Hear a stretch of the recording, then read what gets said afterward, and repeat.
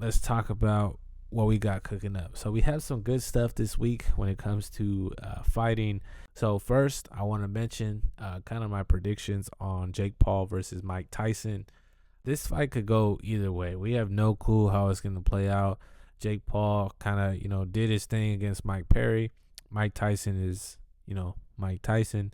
And personally, I'm going with Mike Tyson on this fight. I just feel like if anybody could get this done, at this age, it is Mike Tyson. I think we'll see bits and spurts, and we'll see how it plays out. Maybe he'll really fight, do his thing at the end of the rounds. We'll see how his strategy is when it comes to going against Jake Paul.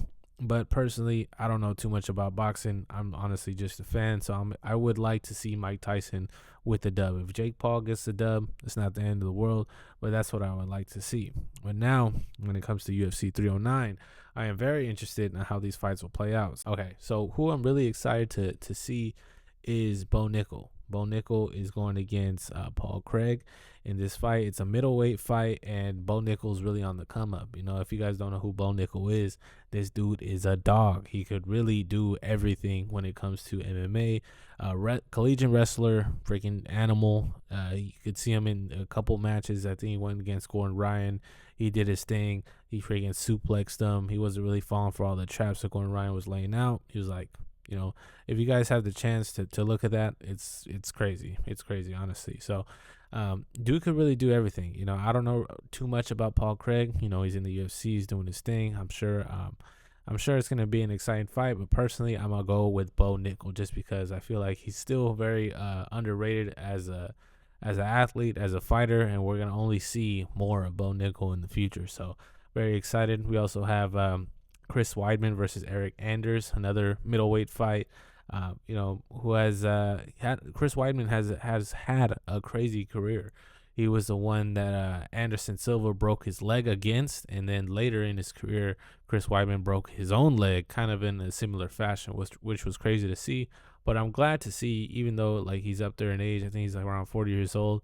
He's still doing his thing. He's still fighting, still trying to do his thing out there. So it shows, even after an injury, you could come back and do your thing. So we also have that. We also have Charles Olivera and Michael Chandler. Now, this is a 5-rounder, and this is going to be a tough one either way for Chandler and Olivera, bro. Both of these guys could go for days, and they really have cardio like nobody else, bro.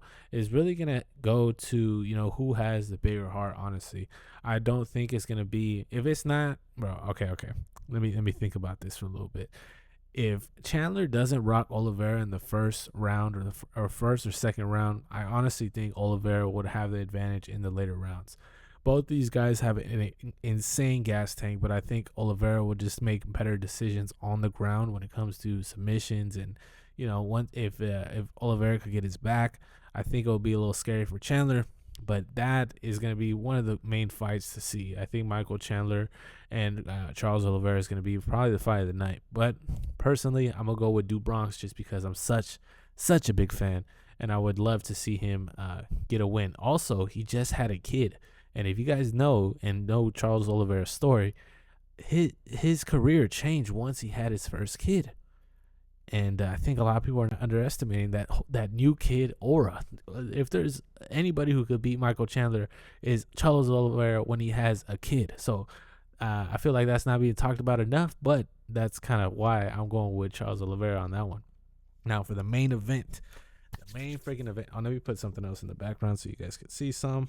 But for the main event, we have Jon Jones versus Stipe Miocic.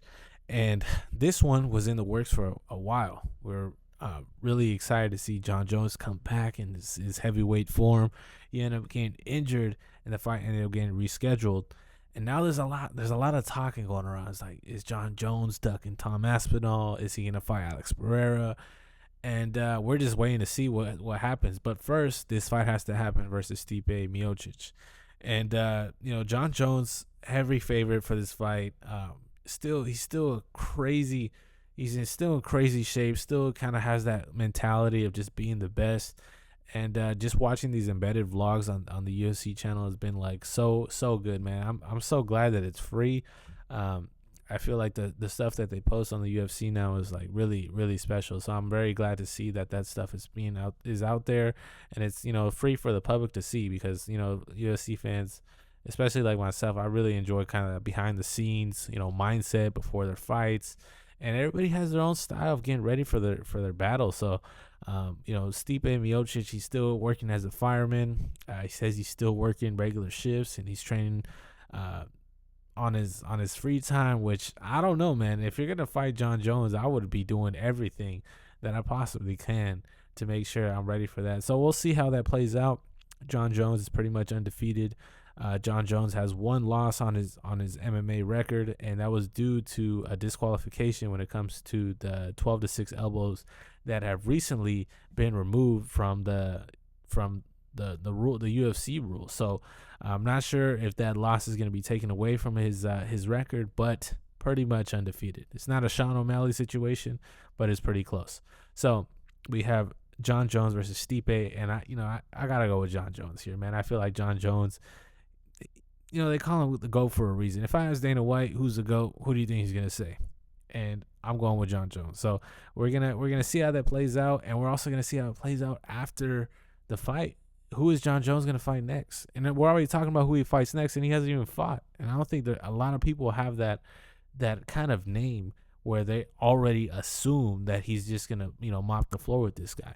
But with the UFC, you never know. Things could go one way this second, the next second, the dude's on the ground unconscious. So very excited to see what's going on. Kind of just want to get you guys' thoughts on the fights. I am just seeing it as like entertainment. I'm really, really very new to this whole MMA jiu-jitsu kind of world, but I am very very open to hear you guys' opinions on the fights. I feel like this Charles Oliveira Michael Chandler fight is going to be very tough to decide. Jon Jones is the favorite. I feel like most people are going to go with Jon Jones, but anything can happen. Literally anything can happen. So the fight is going to be in New York, Madison Square Garden, and it's a big stage, man. It's a big stage, and I feel like it's going to be awesome to see. So just tune in. I hope you guys are having a great day, and I'll see you guys tomorrow. So we're going to get back to training. Kind of just want to use this time to talk to you guys about what we got cooking up this week. But it seems like today's a good week to be a UFC or an MMA fan in general. So just wrapping up the video, Mike Tyson, Bo Nikal, Charles Oliveira, and Jon Jones. My other finger is not working, and Jon Jones. So we'll see how we do. Last prediction we had was with Max Holloway and Ilia Topuria, and we went with Max Holloway. So we have to see how our picks are going to play out. But leave your guys' picks down below, and see if you guys have any questions for your boy. We'll get to them. Kind of like this whole situation we got here with the microphone.